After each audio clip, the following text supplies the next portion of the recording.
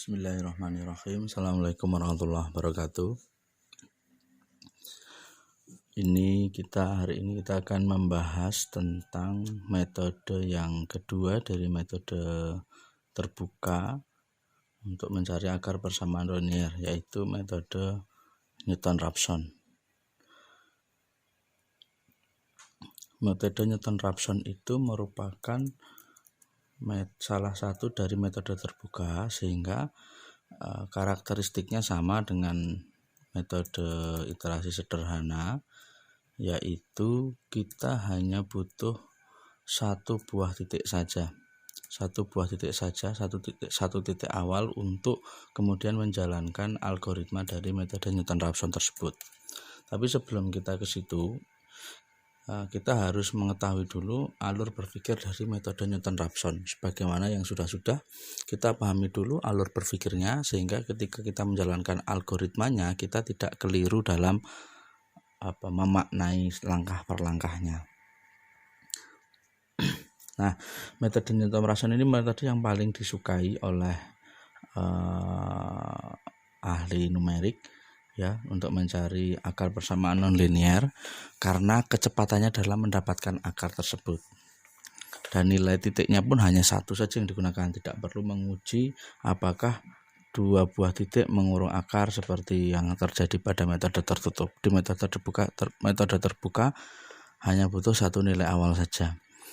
Nah, kita akan membahas terlebih dahulu tentang grafiknya, perjalanan titik per titiknya dari X0 ke X1 kemudian ke X2. Kemudian kita akan mencari bagaimana menemukan X1. Kalau X0 ini kan kita menebak ya kita ya. Kemudian bagaimana menemukan X1, kemudian bagaimana menemukan X2. Jadi startnya kita di X0 ini. Nah, untuk membantu menjelaskan grafik ini, saya gunakan GeoGebra. Kalian bisa menggunakan GeoGebra juga. Bisa install, download, itu mudah. Saya ambil sembarang titik terlebih dahulu. Saya ambil titik yang non-linear seperti ini. Nah, ini kemudian saya menebak saja. Kalau dari grafik kan kita bisa tahu ya, kita mau menebak sedekat apa bisa kelihatan.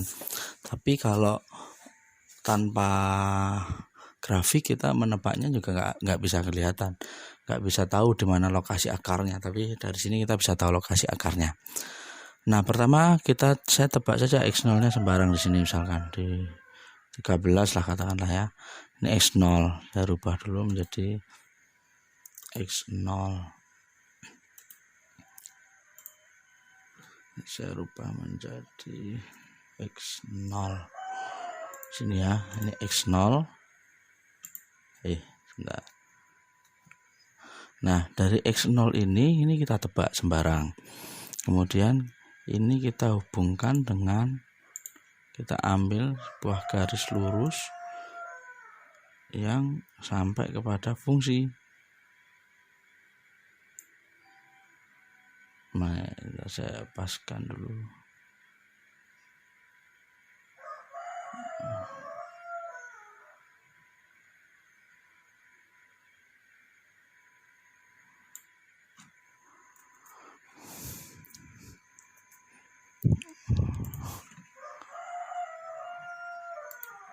Saya buatkan garis yang lurus terlebih dahulu. Nah, ini pas di fungsi ini tadi. Udah pas tadi.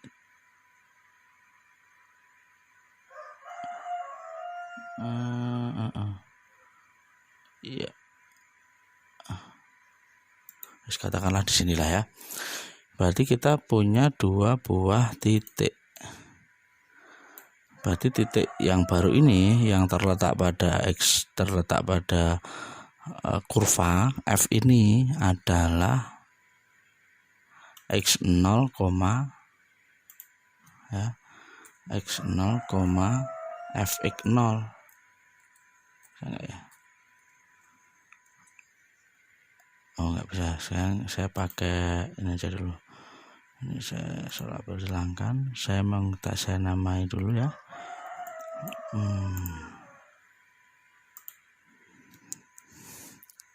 Ini titiknya adalah x0, f x0. Nah, ini titik ini kan f0 x0, fx0. Nah, dari sini kemudian ide dari metode Newton-Raphson adalah menggunakan garis singgung. Kita akan membuat garis singgung dari kurva fx ini yang melalui titik x0, fx0. Caranya bagaimana ya? Kita manfaatkan lagi garis ini, line through to point ini. Nah, di sini kemudian kita buat garis singgungnya.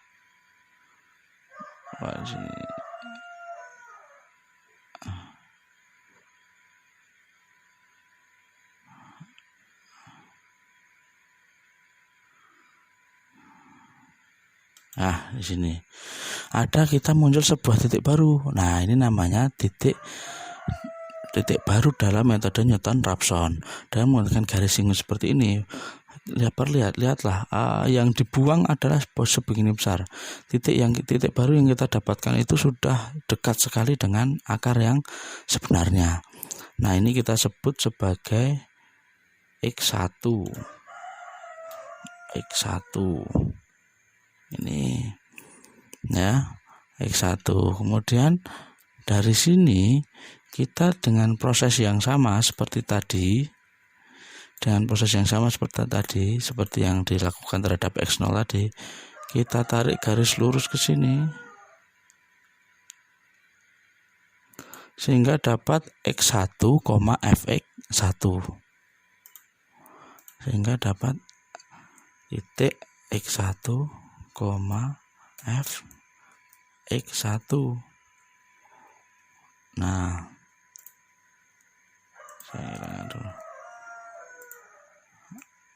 Nah, dapat nih x1, fx1. Untuk mendapatkan titik x2 ya, ya sama, kita membuat garis singgung fungsi fx terhadap fx yang melalui x1, fx1. Caranya begini, kita tembak titik ini dan kita cari sebuah persamaan garis singgung di sini.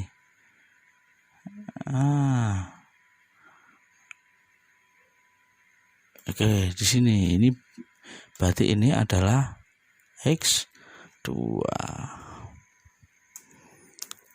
Proses yang sama sudah, baru iterasi saja kita sudah sedekat ini kan ya. Ini bisa nggak dilakukan lagi? Ya bisa, caranya kita perbesar saja garis titik ini. Seperti ini, kita perbesar, kemudian kita tarik seperti yang dilakukan terhadap x0 dan x1 tadi. Sini. Muncullah titik B, atau di sini kita namai menjadi x2,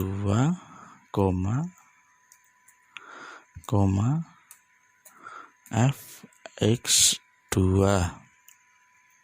Nah, sini kan. Nah, kemudian bisa nggak kita tarik lagi? Ya bisa, kita buat saja garis singgung lagi seperti tadi. Sudah dekat sekali dengan akar tuh, bayangin tuh itu yang kita dapatkan ini sudah sangat dekat sekali garis singgung yang kita peroleh nih titik C. Nah, ini sudah errornya sudah sangat kecil sekali. Nah, kalau kita menggunakan biasa ini sudah seperti akar, tapi kalau kita perbesar dia memang bukan akar tapi masih mendekati akar yang sebenarnya. Ini saya hilangkan. Nah, ini kau klik lagi.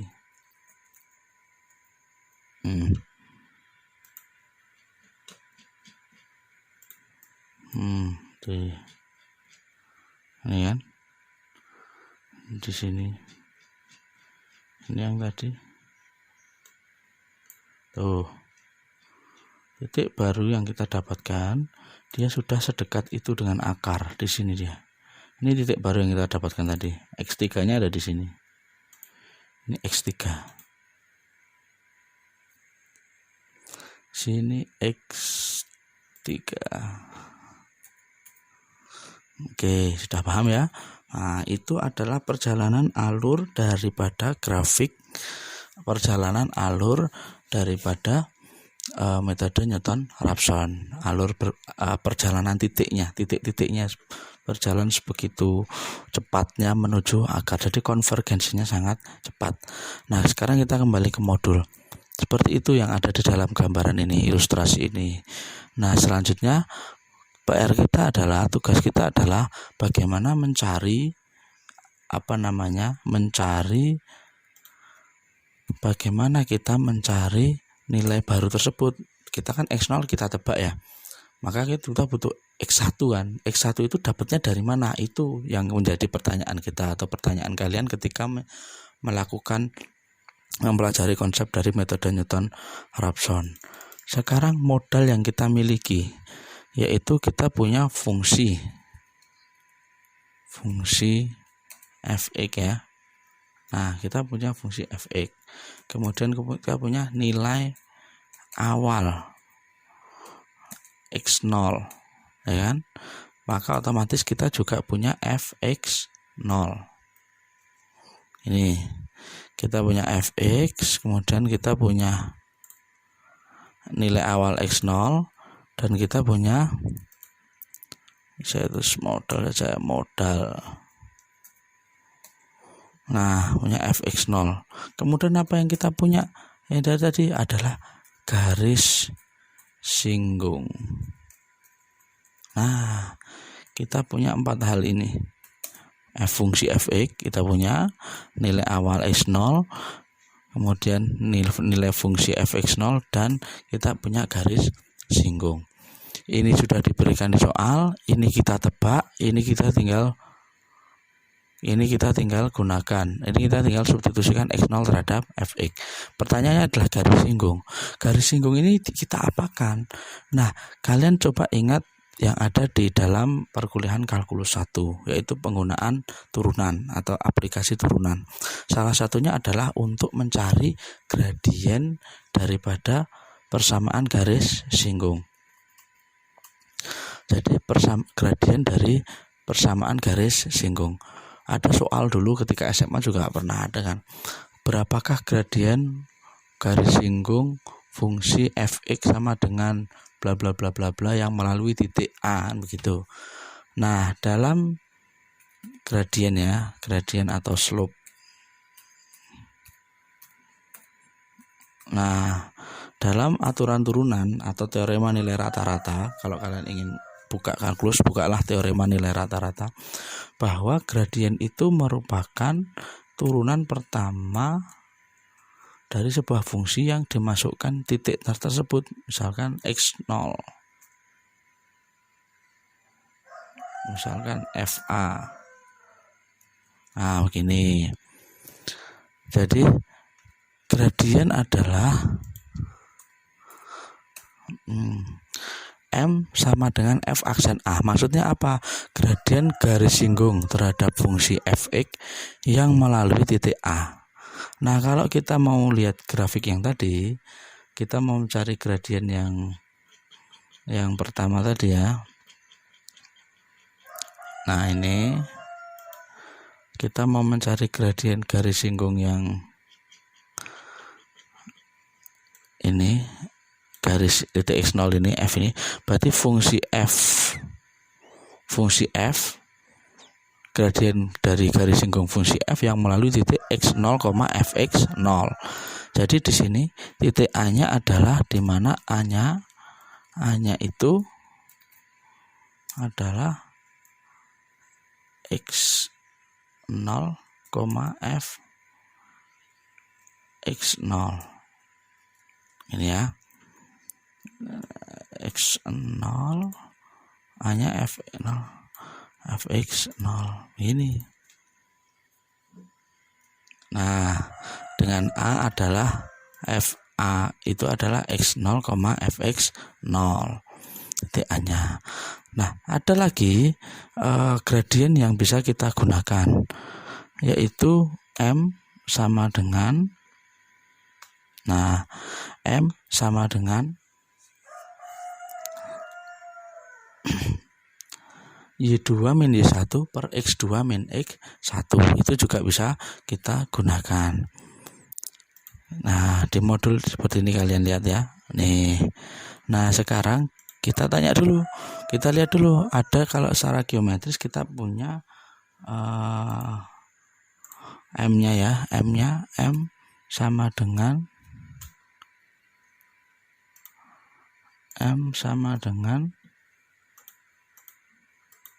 ini apa nih? Sama dengan F. Kalau di sini kita Fx1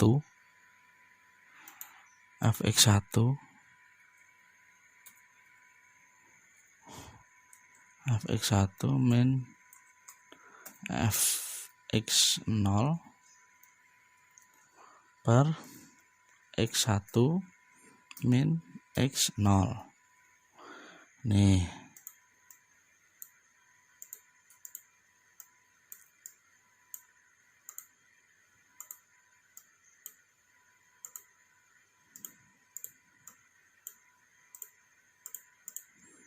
Nah,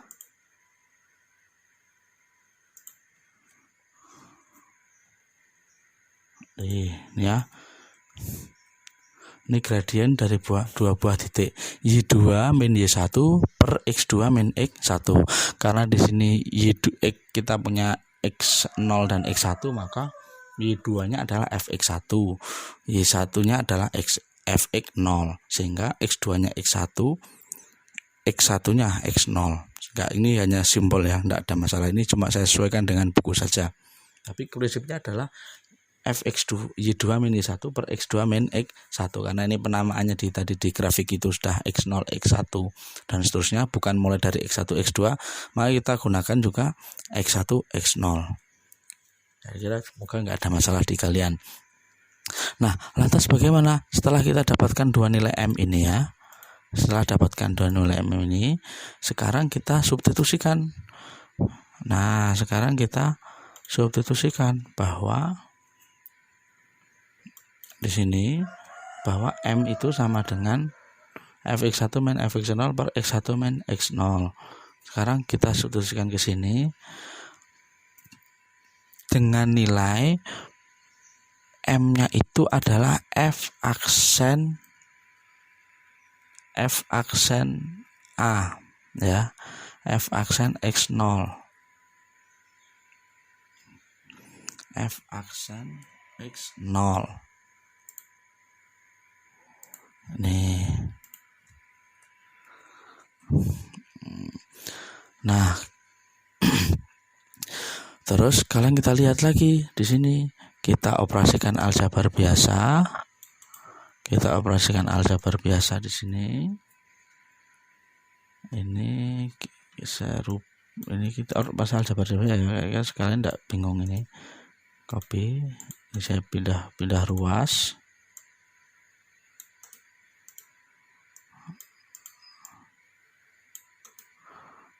Oke, jadi seperti ini ya. Kemudian ini saya ini X0 nya saya pindah ke yang kita cari kan tadi apa, X1 ya, karena X0 kan kita sudah tahu ya, X0 kita sudah tahu, yang kita cari itu adalah X1, maka X0 saya pindah ruas ke kanan, sini, jadi tapi tandanya berubah menjadi plus. Ini aljabar biasa ya. Nah, setelah ini kita mau cari Fx0, F aksen X0. Nah, kita lihat dulu sekarang di grafik. Sekarang itu kan fungsinya sudah ini. Fungsinya kan sudah yang pertama kan ini ya, saya beri warna lain dulu ya. Saya beri warna lain supaya kelihatan stylenya, thicknessnya saya pertebal deh tuh 5, warnanya biru. Nah, coba kalian perhatikan biru ini, maka titiknya kan sudah dua ini ya, titik X0 sama ini ya, 2 titik ini kurva ini. Di sini x0, fx0, di sini x1, 0. Jadi y2-nya itu 0. Di sini kan x1, 0 titik ini. X1 kan 0. Jadi pasangannya X1 adalah 0 sehingga fx1-nya nilainya 0. Jadi bukan nilai fx1 di sini yang kita gunakan, tapi fx1 yang dari garis lurus ini. Yang tadi kan gradien garis ini ya, 2 titik ini yang kita gunakan. Yang di sini x0, fx0, yang di sini x1, 0. Jadi y2-nya itu di sini 0. Y1-nya fx 0. Nah, y2-nya tadi kita punya 0 kan ya. Ini kan y1-nya tadi fx0, y2-nya itu kan 0. Berarti ini nilainya 0. fx1 itu nilainya 0. Saya tulis dulu. fx1 itu nilainya 0.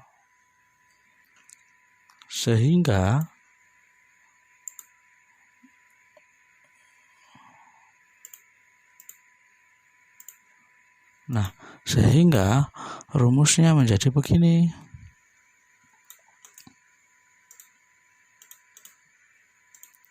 Nah, ini 0 kan berarti hilang ini sudah. Nah, atau supaya mudah ditulis,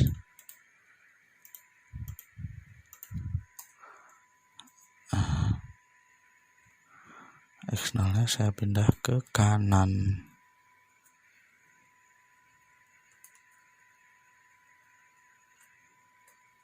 Di sini x1 sama dengan x0 ditambah min fx0 per f aksen x0. Nah nih ya, ini ya, x1 sama dengan x0 min fx0 per f aksen x0.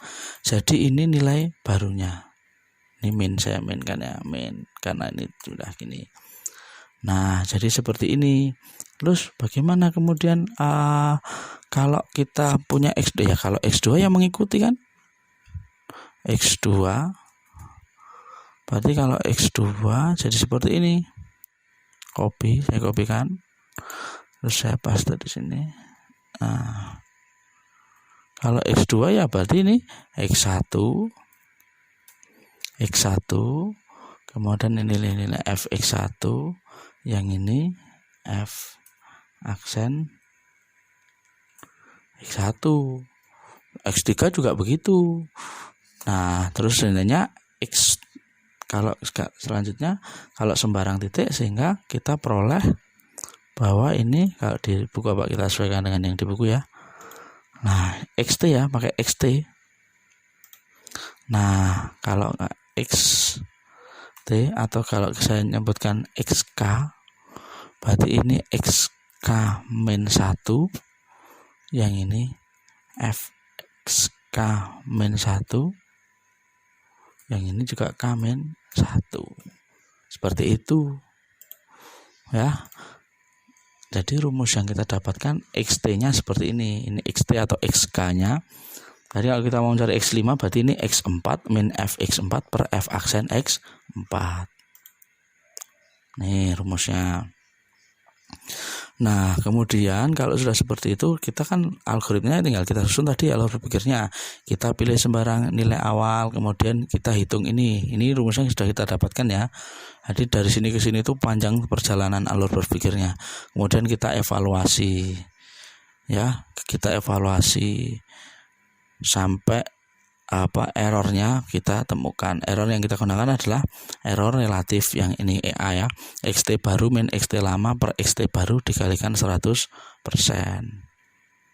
Nah, seperti itu penjelasan dari metode Newton-Raphson. Sekarang kita contohkan seperti ini. Tentukan akar positif dari fx x pangkat 10 min 1 menggunakan metode Newton-Raphson.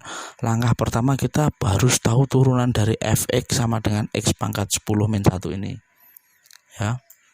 Kita cari tahu dulu rumus dari contoh 2.5 ya. 2.5. fx-nya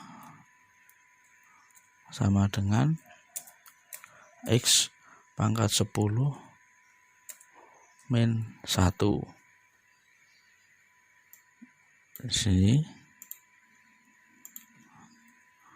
maka kita kan harus tahu fx-nya ya, f aksen x-nya ya, f aksen x-nya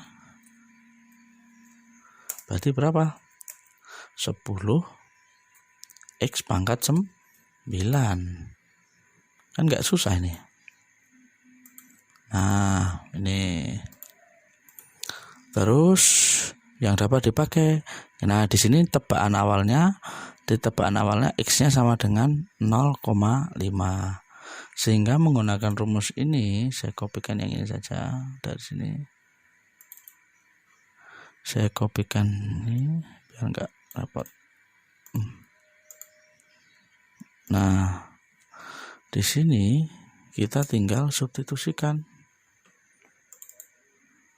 x1, x0-nya tadi 0,5 kan? Berarti ini 0,5.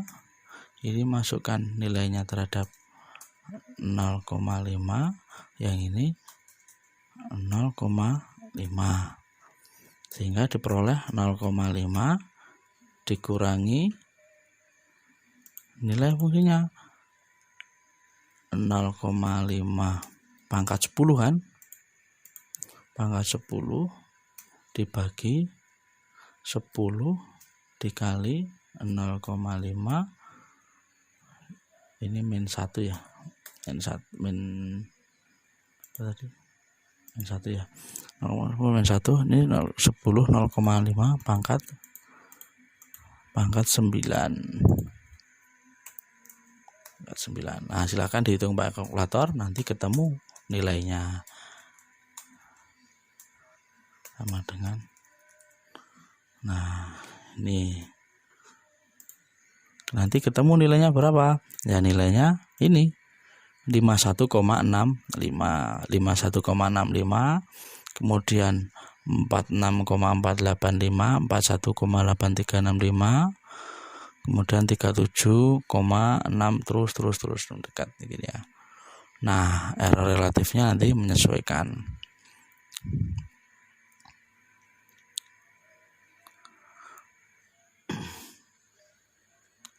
Nah, ini seperti ini ya. Untuk karakteristik soal ini, dia perlahan. Nilai akar realnya itu kan 1, tapi pada suatu laju yang sangat perlahan. Nah, seperti itu. Nanti contoh 2.65 seperti ini. Langkahnya sama. Oke, itu dulu. Oh ya, sebelum saya tutup, sekalian saja metode secant mungkin ya. Metode secant ini adalah mengatasi kelemahan dari metode Newton-Raphson. Metode Newton-Raphson itu kan menggunakan turunan ya.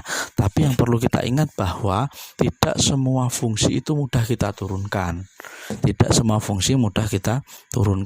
Sehingga bagaimana caranya supaya kita menggunakan metode Newton-Raphson tetapi tanpa menurunkan. Nah, itu akan diatasi oleh metode secant. Tapi apakah terus kita harus mempelajari metode secant? Enggak. Karena kalau fungsi-fungsinya mudah diturunkan ya cukup saja pakai metode Newton-Raphson. Tapi kalau fungsinya susah, jadi secant itu adalah menyelesaikan menggunakan metode terbuka, akan tetapi turunannya susah sekali untuk ditemukan. Kan kalau tadi di metode Newton-Raphson kita harus tahu turunannya, f aksennya harus tahu ya.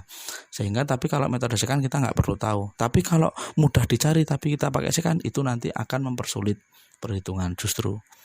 Nah, jadi ada karakteristik masing-masing. Soal ini menggunakan Newton-Raphson, soal yang lain menggunakan metode secant. Efektivitasnya berbeda-beda. Saya kira itu cukup penjelasan dari saya soal metode Newton-Raphson dan pembukaan tentang metode secant. Selamat belajar, persiapkan dengan baik tugasnya. Nanti beberapa waktu kemudian akan saya buatkan kolom untuk mengupload tugas tersebut. Kurang lebihnya maaf. Assalamualaikum warahmatullahi wabarakatuh.